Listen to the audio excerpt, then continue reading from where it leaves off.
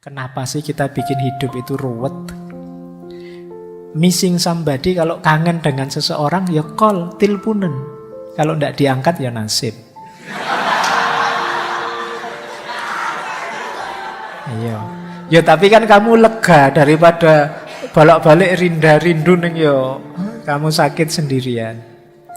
Wanna meet up, ingin ketemu ya diundang. Kalau dia tidak datang ya tidak apa-apa. Tapi kan diundang tidak datang ya sudah. Kalau kamu ingin dipahami orang ya jelaskan. Kalau kamu punya pertanyaan ya tanyakan. Kalau kamu tidak suka bilang saja. Kalau kamu suka ya ucapkan. Assalamualaikum warahmatullahi wabarakatuh.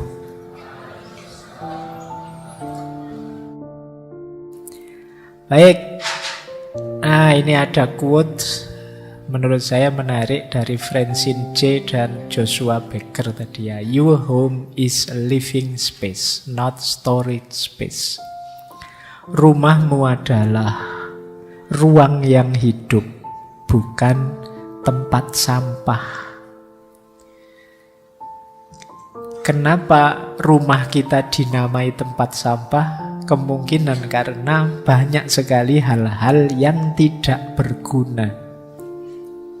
Tidak berguna itu ya nama lainnya tidak kita perlukan ada di sana. Atau kata Joshua Becker, you don't need more space, you need less stuff. Engkau bukannya butuh ruang yang lebih, tapi yang engkau butuhkan adalah barang-barang yang lebih sedikit. Jadi jangan mikir, wah ini barang saya sudah banyak ini Pak, berarti rumahnya harus diperluas. Enggak. Kemungkinan barangmu yang harus dikurangi. Yang tidak penting buang saja. Atau berikan ke orang lain. Jadi, karena kadang-kadang kita itu kalau, wah ini kamar kos-kosanku sudah penuh ini, saatnya nyari kos lagi yang lebih luas misalnya. Ya, oh itu bukan salah kamar kosnya, ya kamu aja yang tidak jeli, beli barang macam-macam yang tidak jelas. Ada ndak di sini yang punya sepatunya lebih dari 3? Banyak ya. Zaman saya kuliah itu masih memegangi tradisi sepatu ndak beli baru sebelum mangap. Sebelum sepatunya sendiri teriak, saatnya ganti. Itu pun kadang-kadang sudah mangap sedikit ndak beli. Nyari tukang sol sepatu. Jadi zaman dulu masih begitu. Sekarang tukang sol sepatu itu sepi. Jarang orang mau sepatunya sampai mangap terus dijahit. Yo selalu ingin beli yang baru. Jadi memang budaya kita hari ini banyak budaya sampah. Kadang-kadang ya kayak tadi terpesona oleh iklan-iklan di medsos, iklan-iklan di marketplace itu terus beli lagi, sudah punya beli lagi. Loh, kemarin kan sudah beli itu. Ya sekarang lagi promo, Pak. Eman-eman kalau enggak beli. Padahal sudah punya. Baik. Oke. Nah, ini yang sering orang salah paham terhadap minimalisme. Yang pertama apa? Membuang barang-barang sekaligus tanpa pertimbangan. Ya kayak tadi misalnya kalian ini panas-panasnya sekarang, nanti pulang ke kos-kosan barangmu kamu buangi semua.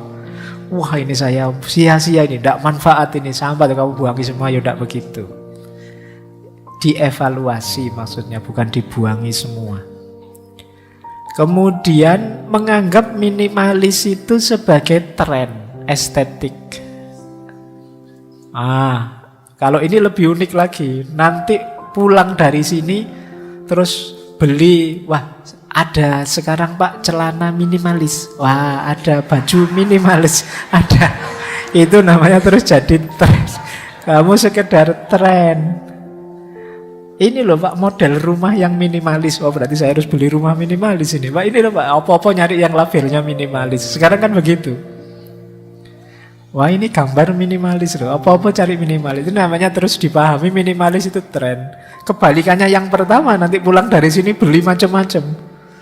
Yang kategorinya minimalis. Ya sama saja blunder. Maksudnya bukan itu. Terus yang ketiga, mengikuti standarnya orang. Minimalis itu standar kita sendiri. Mungkin orang lain butuhnya hanya 10, tapi kalau kita butuhnya 12, ya kita ambil 12. Jangan, wah dia lebih minimalis dari saya kalau begitu. Ya enggak, ya sama-sama minimalis, cuma standarnya beda. Itu loh.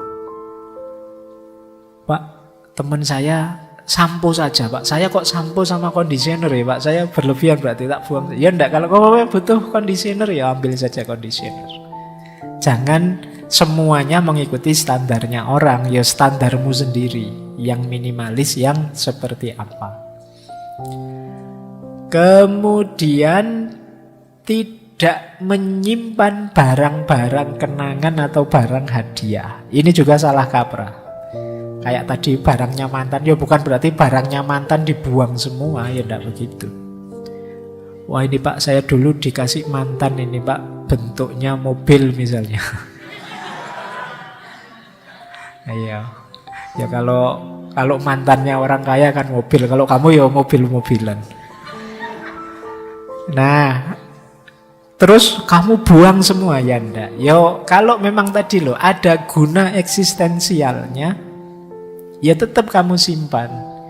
Pak, dengan nyimpen barang ini itu saya selalu terkenang betapa sakitnya hati saya. Jadi saya tambah semangat untuk menunjukkan biar dia nyesel besok mutus saya misalnya. Jadi ini penyemangat saya ini Pak untuk yo. Jadi ya enggak semua harus dibuang. Lagi-lagi standarnya bukan emosimu tapi gunanya. Kalau memang sangat berguna oke, tapi kalau malah membuat kamu melempem, begitu lihat barang mantan kamu terus mewek, kamu terus aduh hidup ya wis, mending kamu singkirkan saja. Jadi tidak serta-merta dibuang. Kemudian ini di Francis J ya, tidak peduli pada pakaian. Tidak peduli itu kadang-kadang ala Pak, ya meskipun orang-orang pakai baju beres, saya minimalis kok, saya pakai kaos saja, saya pakai kaos oblong saja, saya pakai ya enggak. Yang enggak boleh berlebihan. Ya pakai bajulah yang pantas, yang sesuai, enggak masalah. Kayak Steve Jobs itu orang kaya raya, atau Zuckerberg yang punya Facebook, itu kan gaya berpakaiannya sederhana sekali. Karena memang dia sudah kaya hidupnya santai, kayak apa saja pantas. Jadi kalau kalian kan enggak. Yo, kaosnya Steve Jobs sama bajumu yang paling mahal ya tetap lebih mahal. Kaosnya Steve Jobs. Jadi, ya tetap memperhatikan bajumu. Ya kalau memang waktunya dingin ya pakai jaket, ya sederhana saja Pak. Pakai jaket itu tidak minimalis Pak. Meskipun dingin-dingin saya pakai baju kaos tipis saja ya enggak, itu namanya enggak pinter. Jadi ya ngertilah situasi, kondisi, kebutuhan. Meskipun bukan keinginan. Nah, terus fokus pada barang saja, ini juga keliru. Tadi saya ilustrasinya barang terus. Padahal mungkin pikiran, banyak sekali pikiran-pikiran di kepalamu yang harus disingkirkan juga. Tidak ada gunanya. Bahkan nanti ada yang bilang termasuk teman. Saya temannya banyak Pak, tapi ya toksik semua. Hidup jadi kacau, ngerusak ini. Ya disingkirkan, tidak apa-apa. Saatnya bersih-bersih teman misalnya. Oke. Ya enggak apa-apa loh, daripada banyak teman kok enggak penting semua. Teman saya enggak ada yang penting Pak, maunya utang terus wes misalnya. Enggak jadilah saatnya bersih-bersih. Kalian kan sekali-sekali pengen gitu kan, bersih-bersih Facebook, pertemanan yang enggak kenal. Enggak masalah, enggak apa-apa. Jadi tidak hanya barang. Jadi nanti pulang dari sini ya enggak harus kamu lihat barang di kamarmu, bisa juga kamu cermati pikiran-pikiranmu. Ngapain sih tadi aku mikir-mikir kayak gitu, aku menjelajah ke situ mikir yang aneh-aneh, ya, itu bisa disingkirkan semua. Baik, lanjut. Minimalis tidak sama dengan pelit, ya. Jadi jangan kamu pelit dengan alasan minimalis. Mas kok sedekahnya cuma 500, saya minimalis orangnya. Itu namanya pelit. Minimalis enggak pelit. Jadi minimalis itu ya menyimpan, bahkan berbagi yang tidak perlu, bukan yang jelek. Kemudian minimalis tidak berarti anti konsumsi. Tidak berarti tidak beli-beli Pak. Ya beli yang dibutuhkan, bukan yang diinginkan. Jadi minimalisme tidak sama dengan tidak mengkonsumsi apa-apa. Nah, penghalangnya sekarang. Ini mulai masuk filsafatnya ya. Yang tadi baru pengantarnya. Kita mulai mikir sebentar sekarang. Saya awali justru dari penghalangnya. Kenapa sih orang-orang hari ini sulit hidup minimalis, atau pakai saja diksi lama, kita sering pakai istilah hidup sederhana. Kenapa kok orang sulit hidup minimalis? Yang pertama, FOMO. FOMO itu fear of missing out. Jadi orang yang takut hilang, takut ndak update, takut ketinggalan zaman. Ini namanya FOMO. Pakai HP jadul khawatir dianggap, oh kamu lahir abad berapa kok HPmu jadul. Nah, kita takut digituin sama orang. Jadi, wah ini merek lama sekali kok masih kamu pakai ya. Ini adanya ndak di toko yang kayak gini, di museum ini mestinya misalnya. Kamu khawatir digituin oleh temanmu. Itu namanya FOMO. Fear of missing out. Sampai level tertentu FOMO ini sejenis anxiety disorder, gangguan kecemasan.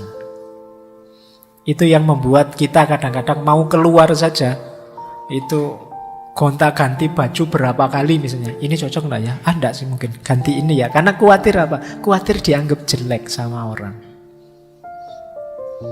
Nah itu sejenis FOMO ini. Jadi, dan FOMO ini sering dimanfaatkan oleh para produsen. Jadi sering dimanfaatkan oleh pabrik-pabrik besar, korporasi-korporasi untuk menjual produknya. Jadi manusia masa kini itu ya pakainya ini. Itu kan iklan-iklan kan selalu begitu. Orang pintar itu minum ini. Ah, itu pakainya.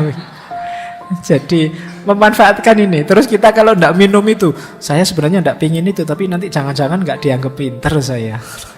Nah, itu sejenis FOMO namanya. Jadi dimanfaatkan ketakutan kita untuk tidak update, untuk tidak mengikuti situasi. Kadang-kadang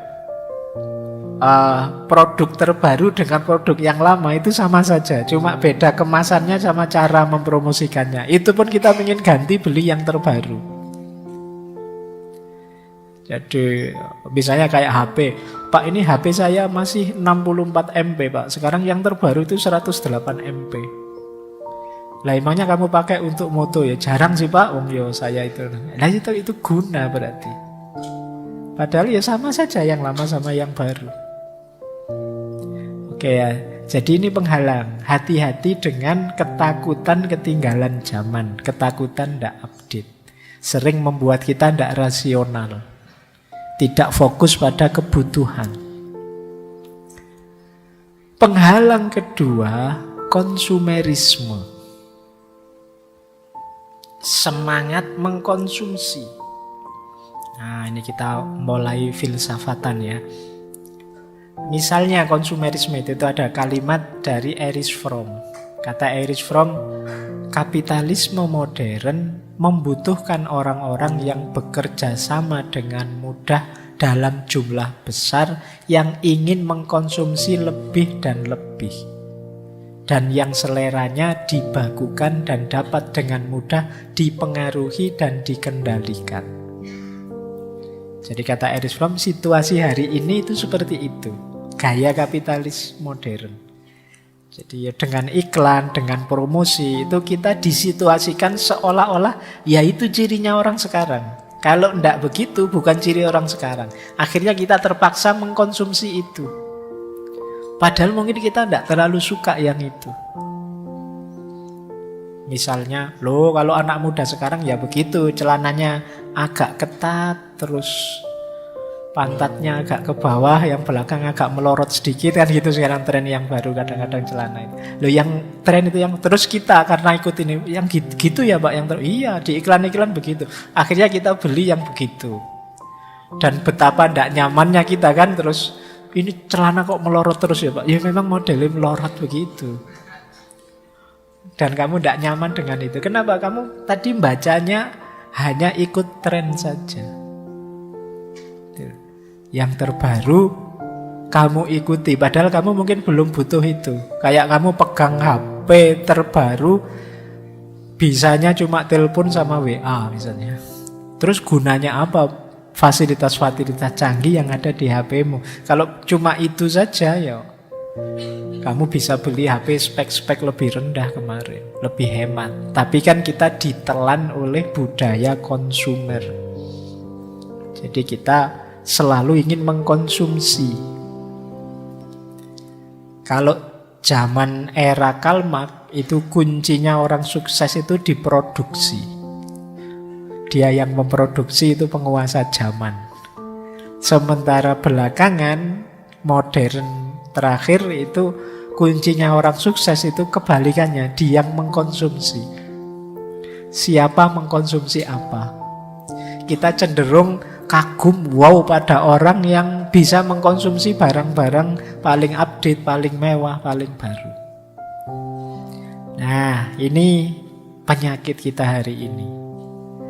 Kata Yuval Harari, yang mungkin bukunya sudah pernah kalian baca ya, Sapien itu, kapitalisme dan konsumerisme adalah dua sisi mata uang yang sama. Gabungan dari dua perintah. Perintah tertinggi untuk orang kaya adalah investasilah.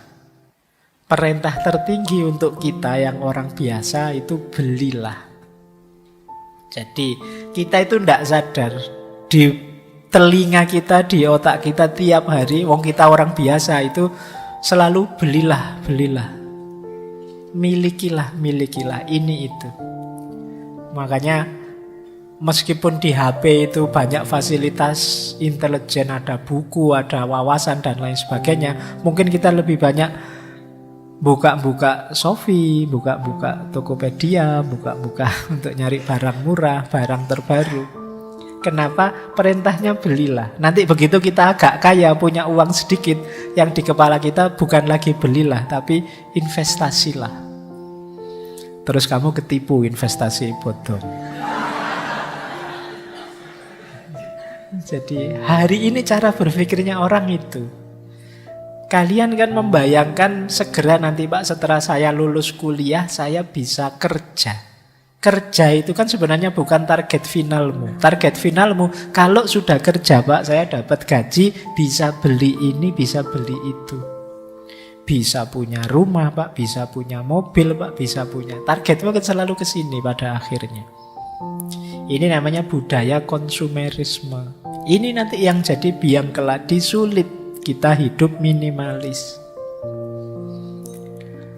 Nah, yaitu ada lagi quotes dari John Powell. Untuk hidup sepenuhnya, kita harus belajar bagaimana memanfaatkan barang dan mencintai orang.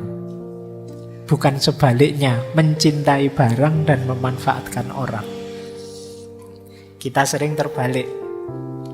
Kita menggunakan orang untuk kesenangan kita.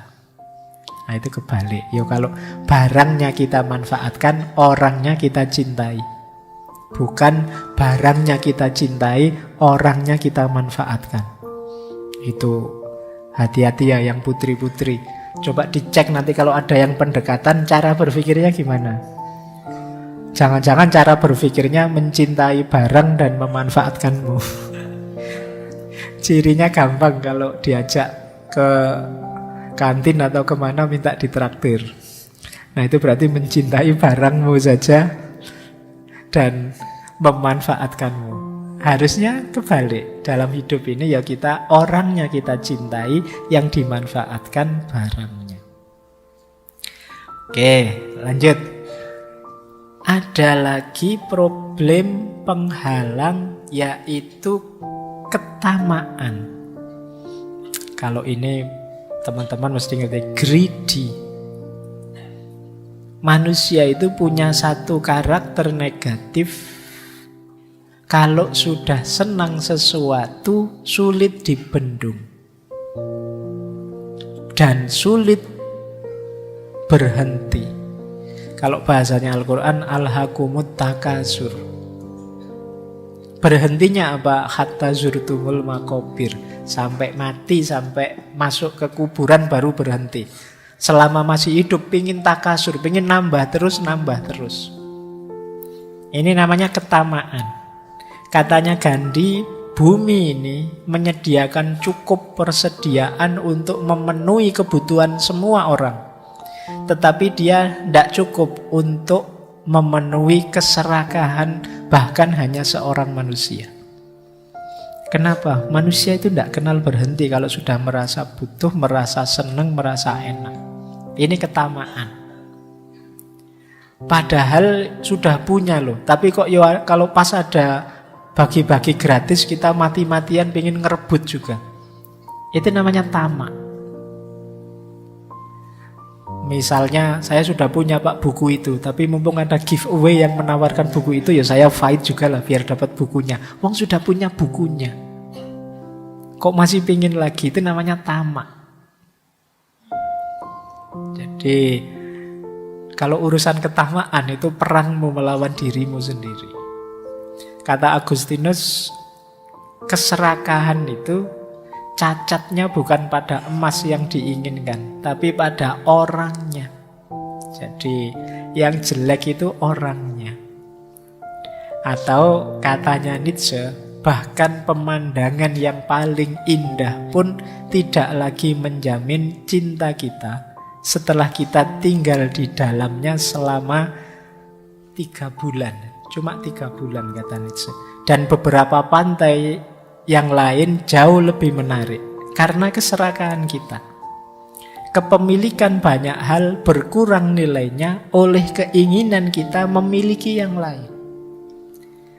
Jadi ini dicontohkan sederhana oleh Nietzsche. Ayo coba, kalian mungkin sekali-sekali nonton TikTok atau nonton YouTube, ada suasana pegunungan misalnya.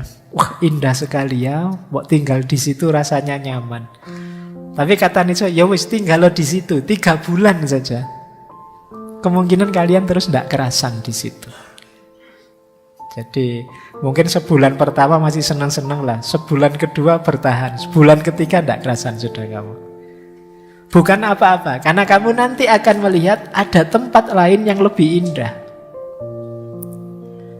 Wah, mungkin pas kamu tinggal di gunung, lihat TikTok lagi. Wah, rame ini ya di kota. Coba hidup deket-deket Malioboro sana, asik ini, banyak temen ngobrol, rame, bisa ngopi-ngopi, bisa ngafe dan lain sebagainya. Wah, terus kamu pindah lagi ke kota, karena kota lebih menarik. Kemudian 3 bulan lagi, kamu mesti pingin ganti lagi. That's human. Itu manusia. Kata Nietzsche, kepemilikan banyak hal berkurang nilainya karena keinginan memiliki yang lain. Bahkan seandainya engkau memiliki pasangan yang paling cakep sekalipun, dalam rentang waktu tertentu, rasa wow, meledak-ledak seneng itu bisa turun, bahkan bisa flat. Ya contohnya banyak kan, kadang artis-artis itu kurang apa mereka, ya cantik, ya ganteng, ya kaya, tapi masih bisa pisah. Kenapa? Greedy. Ketamaan. Jadi cara berpikirnya, wah ternyata pasanganku kayak gini, saya lihat di sana banyak yang lebih bagus, banyak yang lebih baik. Kalau sengsara terus kayak gini, pisah saja mending sama yang lain-lain. Itu greedy namanya, ketamaan. Jadi kepemilikan kita terhadap sesuatu itu seringkali nilainya berkurang ketika ada yang lain yang kita senangi. Maka hati-hati nanti ya teman-teman, apalagi yang sudah menikah. Itu di rentang waktu tertentu itu rasa meledak-ledaknya tidak seperti waktu pacaran atau manten baru. Derajatnya sudah turun jauh level itu. Kalau masih fokus di situ ya biasanya berat sekali menjalani hidup bersama. Maka lawanlah ketamaan itu. Termasuk konsumerisme ini. Lawanlah. Dan rasa ingin memiliki yang tidak berhenti ini, hentikanlah. Tadi ya, siap dengan rasa cukup. Itu saja sudah luar biasa. Saya lanjut. Nah, sekarang mulai filsafatnya. Mulai filsafatan sudah mau selesai. Nah, kita belajar sekarang filosofi-filosofi dari minimalisme. Yang pertama, filsafat cukup. Hidup ini sebenarnya tidak mengejar lebih kalau kita tidak ingin masalah. Kata Sokrates, rahasia bahagia, engkau tahu, tidak ditemukan dalam mencari lebih banyak, tetapi dalam mengembangkan kapasitas untuk bisa menikmati lebih sedikit. Jadi kamu latihanlah bukan punya banyak hal yang kamu inginkan, tapi latihanlah bisa menikmati yang lebih sedikit dari yang kamu miliki. Itu akan membuatmu bahagia. Jadi kembangkan dirimu ke level bisa menikmati yang sedikit. Bukan ke level punya banyak hal, punya banyak barang. Nah, nanti kalian akan bahagia. Jadi kalau fokusmu hanya memiliki sesuatu, tadi kamu merasa berarti dengan punya banyak, ayo sekarang latihan, kamu tetap merasa berarti meskipun punya sedikit. Ini namanya bisa menikmati yang sedikit. Merasa cukup dengan yang sedikit. Selanjutnya kata Sokrates, dia yang tidak puas dengan apa yang dia miliki, tidak akan puas dengan apa yang dia ingin miliki. Kalau kita tidak puas dengan yang kita miliki sekarang, biasanya kan kita menginginkan sesuatu. Percaya kalau yang kita inginkan itu tercapai, kita juga tidak akan puas juga. Karena yang kita kejar kepuasan dalam kepemilikan. Sementara manusia itu punya tabiat tamak tadi. Kalau sekedar keinginan, tidak pernah ada habisnya. Coba kalian tanya siapa orang paling sukses di dunia, terus kamu tanya, sudah selesai kah? Tidak pengen apa-apa, mesti masih banyak. Masih pengen ini, masih pengen itu. Tidak ada habisnya. Jadi ayo latihan untuk bisa puas dengan yang kita miliki sekarang. Di situ kuncinya kebahagiaan sebenarnya yang diajarkan oleh minimalisme tadi. Dan ini dikuatkan oleh Lao Tzu yang bilang orang yang merasa cukup dengan yang ia miliki adalah orang kaya.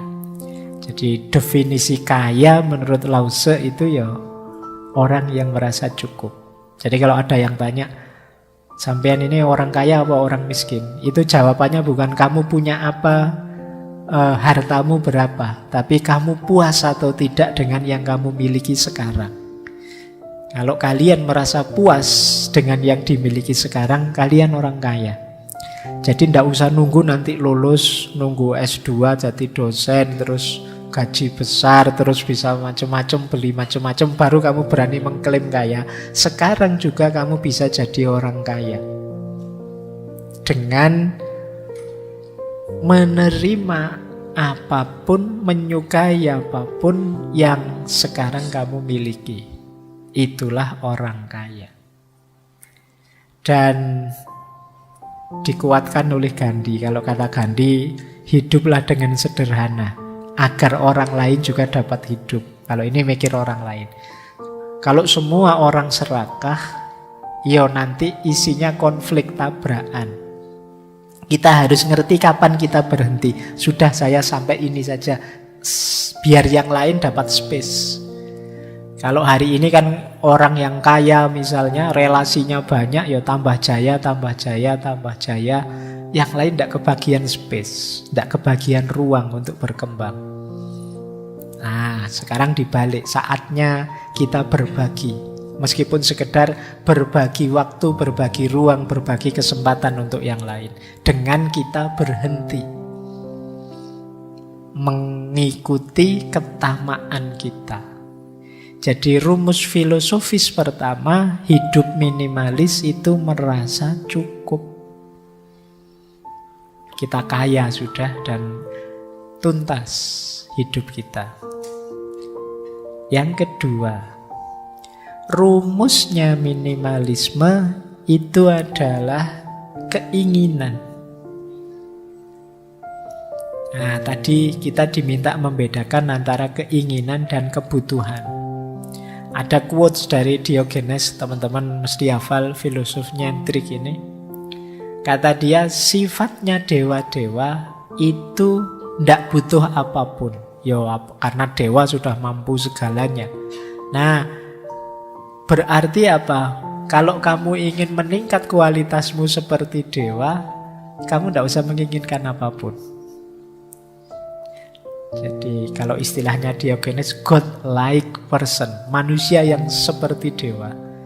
Mungkin teman-teman pernah dengar istilah manusia setengah dewa. Setengah saja ya, karena kalau sepenuhnya nanti berat. Manusia setengah dewa itu bukan manusia yang mampu segalanya, enggak. Kalau versinya Diogenes, manusia yang mampu tidak menginginkan apa-apa.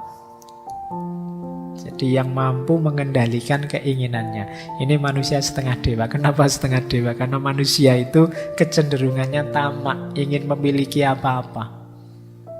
Begitu dia mampu mengendalikan keinginan, tidak butuh apa-apa, itu dia levelnya tinggi. Ini kata Diogenes. Atau ada dua quotes yang terkenal dari Arthur Schopenhauer. Kata dia, akan lebih baik jika tidak ada apa-apa. Berarti kita tidak punya apa-apa itu lebih baik. Karena ada lebih banyak rasa sakit daripada kesenangan di bumi ini. Setiap kepuasan hanyalah sementara, menciptakan keinginan baru dan kesusahan baru. Jadi kalau kita mencapai satu kepuasan tertentu, kalau itu levelnya manusia, itu kan sifatnya sementara. Terus kita ingin lagi, ada keinginan baru. Kalau ada keinginan baru, ada kesusahan lagi yang baru. Ini filsafat kehendak atau filsafat keinginan dari Arthur Schopenhauer. Jadi kata dia, hakikatnya hidup itu menderita. Kenapa? Karena kita menjalani hidup dengan dasar keinginan. Orang ingin ini kan sakit. Ingin itu kan berarti ada sesuatu yang ingin dia target dan belum terpenuhi. Itu kan menyakitkan. Pengen punya mobil, pengen punya pacar, pengen lulus cepat. Itu kan keinginan berarti belum terpenuhi. Diri kita merasa sakit, menderita, sampai keinginannya terpenuhi. Sementara ketika keinginan terpenuhi, manusia kan tidak selesai. Ada lagi keinginan yang baru, menderita lagi. Sekarang teman-teman mati-matian ngejar biar lulus cepat misalnya. Begitu wisuda lulus, apa selesai? Kan enggak. Ingin segera dapat kerja Pak, ingin segera ketemu jodoh Pak, ingin segera ketemu jodoh bener nikah. Apa selesai urusanmu? Masih panjang ceritanya, masih banyak keinginan-keinginan yang baru. Jadi hidup ini rentetan dari keinginan ke keinginan. Sementara keinginan itu sesuatu yang menyakitkan. Berarti hakikatnya hidup ini ya penderitaan. Itu versinya Arthur Schopenhauer. Padahal bahkan di balik kesuksesan, di situ ada penderitaan.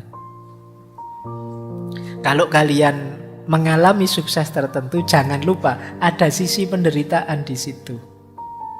Baik penderitaan dalam proses menginginkannya maupun mungkin ada hal-hal lain. Di situ ilustrasinya Arthur Schopenhauer, penderitaan hewan yang dimakan selalu lebih besar daripada kesenangan hewan yang makan. Nah, ini maksudnya apa? Ketika kita menaklukkan sesuatu, itu kan ada yang ditaklukkan. Kita menaklukkan itu menang, seneng. Tapi yang ditaklukkan ini rasa sakitnya lebih besar daripada senengnya kita yang menang.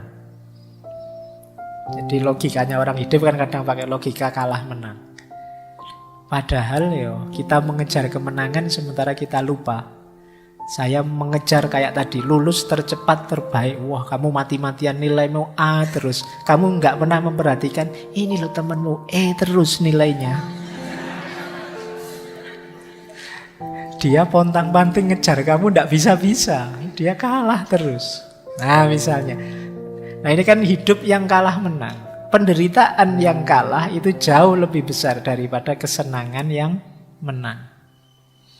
Kenapa kesenangan itu kecil saja? Karena kesenangan itu melahirkan keinginan yang baru. Nggak lama terus jadi penderitaan. Ah ini gayanya Arthur Schopenhauer. Berarti apa kuncinya bahagia? Kalimat pertama itu. Kalau gitu ya lebih baik nggak usah apa-apalah. Nggak usah ingin macam-macam. Nambah masalah. Nah itu dasar filosofinya minimalis. Oke, saya lanjutkan.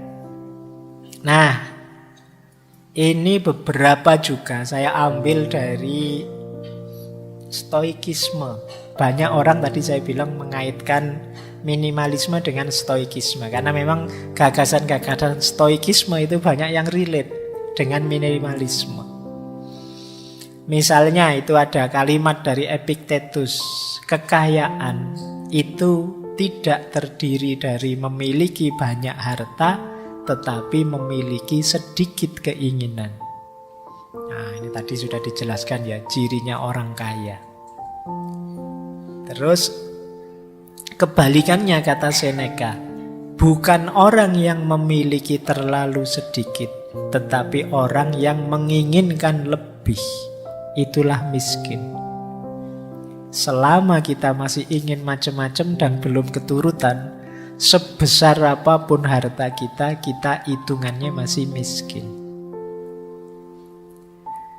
Terus kalau ini Marcus Aurelius, energi dan waktumu sama-sama terbatas. Jadi jangan sia-siakan mereka pada apa yang dilakukan, dipikirkan, dan dikatakan oleh orang-orang yang tidak penting dalam hidupmu. Jadi ini berhubungan dengan hubungan kita dengan yang lain. Tadi kan saya bilang awas salah persepsi, minimalisme itu tidak hanya barang, termasuk juga orang. Kalau di antara keinginan kita adalah disenangi semua orang, dipuji semua orang, dan kita mati-matian menuju ke sana, kalau versinya Marcus ini ya kita sedang memboroskan energi dan waktu kita. Eman-eman. Ayo kita gunakan saja untuk yang manfaat. Biarlah ada orang tidak setuju, tidak suka. Asal kita yakin ini baik kok. Asal kita yakin ini sudah benar menurutku. Jalan saja. Kenapa ya kalau kita ngeladeni komennya orang, kata-katanya orang, tidak ada habisnya. Tidak mungkin semua orang seneng. Tidak mungkin. Pak, saya lihat ngaji filsafat itu kelihatannya seneng semua. Iya, viewernya sedikit. Yang tidak seneng tidak ngomong, males, tidak berpengaruh. Jadi tidak mungkin semua orang seneng. Pasti ada yang tidak seneng. Ya, kalau ngaji filsafat mungkin yang tidak seneng tidak ngomong juga, tidak keluar juga. Ya mereka tidak seneng gitu aja. Jadi tidak usah fokus ke sana. Kalau mikir ke sana nanti jangan-jangan waktu dan energimu habis untuk yang tidak penting. Pernah tidak kalian habis posting sesuatu terus bolak-balik kamu tengok yang nge-like berapa ya?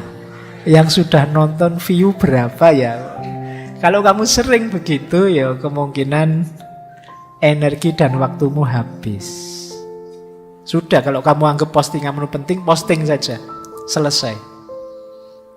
Terserah orang apresiasi atau malah buat kontroversi, ngeritik, ya monggo saja. Tapi saya tahu yang saya posting ini baik. Nggak usah ngukur komentarnya orang dan lain sebagainya. Nah, ini nasihatnya Markus. Bersih-bersihnya juga, ini termasuk contoh bersih-bersih orang lain yang nggak penting. Maka dilanjutkan oleh Markus dengan memprioritaskan hal-hal yang tepat, keluarga, teman, usaha, kesejahteraan, engkau akan menemukan kepuasan dan harmoni. Jadi kalau tadi sudah bersih semua, barang yang tidak penting, teman yang tidak penting, situasi yang tidak penting sudah bersih, di situ kita ketemu harmoni dan kepuasan dalam hidup. Nah, baik. Ini filosofi selanjutnya. Nah, filsafat minimalisme lagi berhubungan dengan menemukan yang lebih hakiki dan berguna. Jadi tadi intinya kan ini sebenarnya, kenapa sih harus dibersihkan, dibuang, diseleksi, dibagikan? Karena tidak hakiki atau tidak berguna. Kata William Morris, jangan engkau memiliki barang yang tidak kau ketahui gunanya atau tidak kau yakini keindahannya. Jadi parameternya dua malah ini, guna dan keindahan. Nah, kata Sokrates lagi, apakah engkau tidak malu begitu peduli pada perolehan uang dan ketenaran dan prestise ketika kamu tidak berpikir atau peduli tentang kebijaksanaan dan kebenaran dan peningkatan jiwamu? Kita itu sering lebih nganggap penting uang, ketenaran, prestise. Prestis itu berarti gengsi. Ketenaran ya nama besar di tengah masyarakat. Uang, kekayaan. Kita sering lebih fokus ke situ daripada yang lebih hakiki. Kalau versinya Sokrates yang lebih hakiki, kebijaksanaan, kebenaran, dan peningkatan kualitas jiwa kita.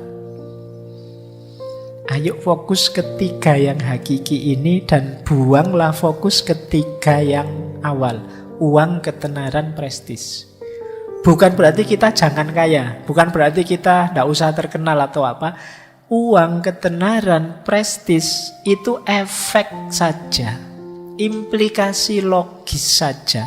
Kalau kita serius mengejar kebijaksanaan, kebenaran, dan peningkatan jiwa. Jadi kalau kita serius dalam hidup ini, menjalaninya sebijaksana mungkin, sebenar mungkin, dan melakukan perbaikan diri terus-menerus, insya Allah ya kekayaan akan datang. Uang itu otomatis datang. Ketenaran juga akan datang. Prestis, gengsi juga akan hadir. Tidak usah khawatir. Yang sifatnya niscaya tidak usah kamu kejar. Kalau saya kerja keras ya otomatis uang datang.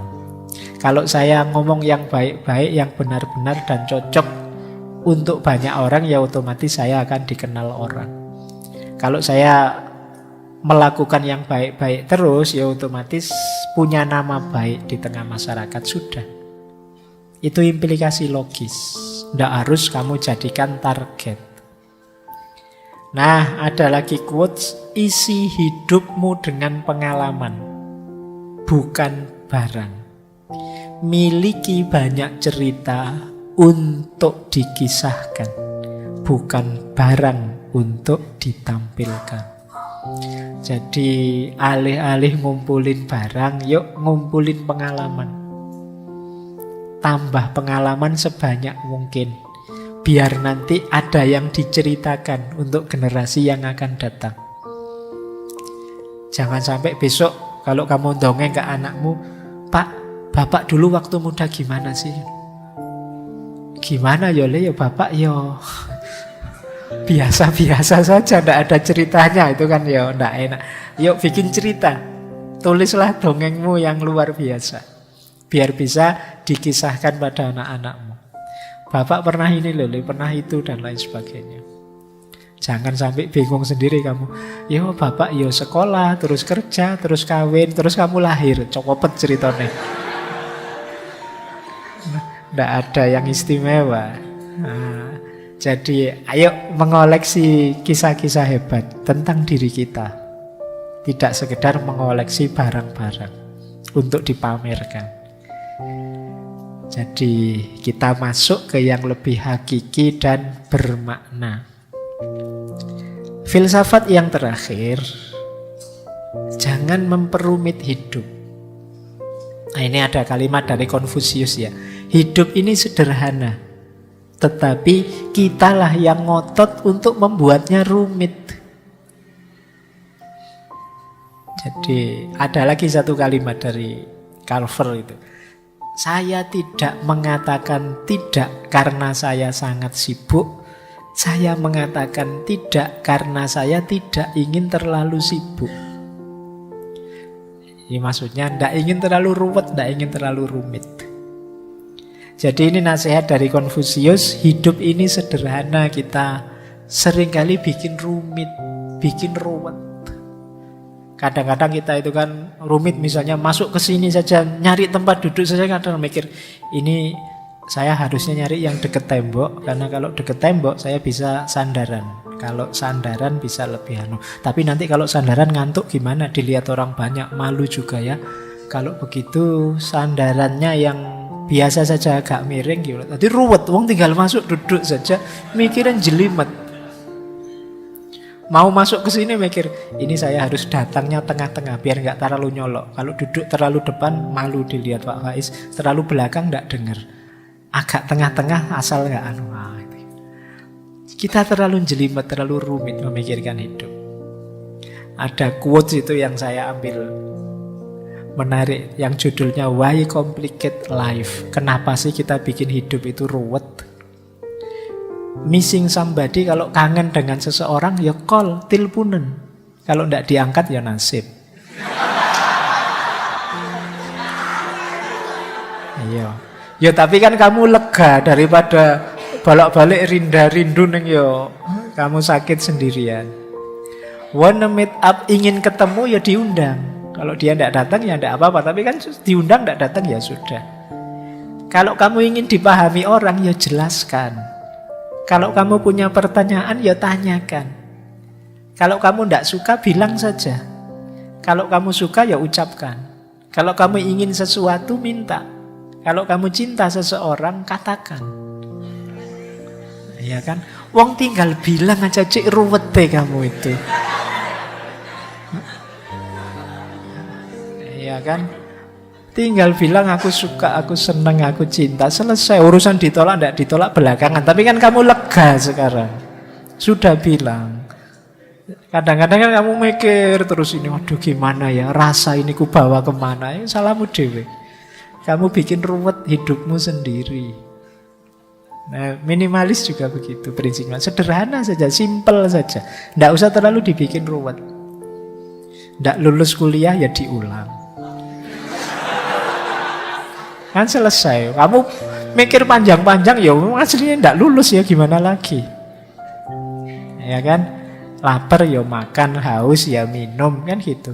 Pak saya pingin puasa Pak, tapi tidak kuat, khawatir sakit ini sakit itu dan lain sebagainya. Ya sudah, kalau tidak kuat kan banyak konsesi-konsesi.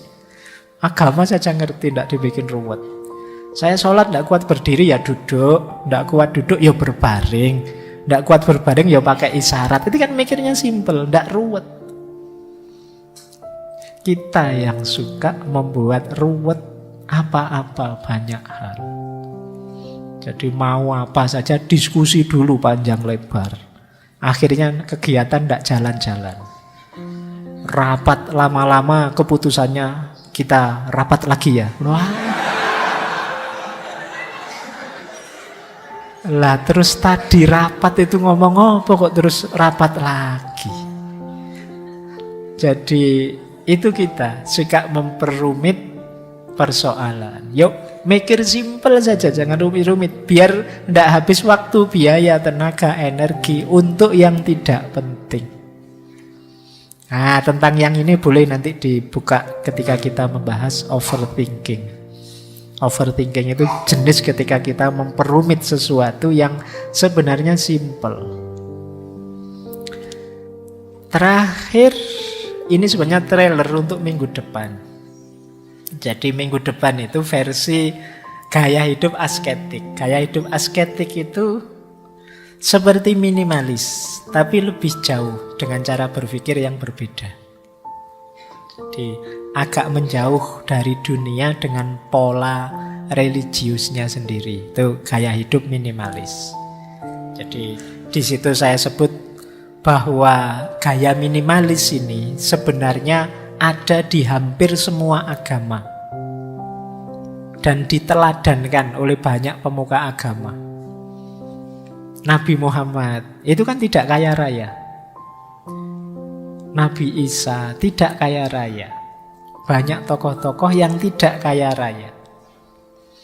Nah, prinsip-prinsipnya kesederhanaan, kebersahajaan, menganggap dunia itu penggoda, menganggap dunia itu penderitaan, hidup itu yang penting rasa syukur dan lain sebagainya. Ini akan kita perpanjang pembahasannya minggu depan di tema asketisisme. Baik, saya kira itu untuk malam hari ini. Kurang lebihnya mohon maaf. Wallahul muwaffiq, wallahu a'lamu bissawab. Wassalamualaikum warahmatullahi wabarakatuh.